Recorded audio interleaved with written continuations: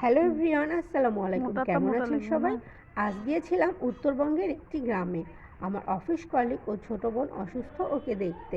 আমার ৩-৪ হাত জায়গায় লাগানো শাকসবজি দেখে আমি আনন্দে আত্মহারা হয়ে যাই।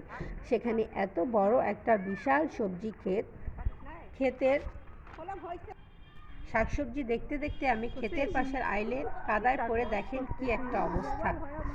এই যে দেখছেন এই বাগানের এই শাকটি উত্তরবঙ্গের জনপ্রিয় একটি শাক।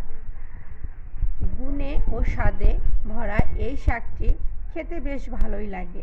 এটি একটি শীতকালীন শাক। আপনাদের অঞ্চলে কি এই শাকটি পাওয়া যায়?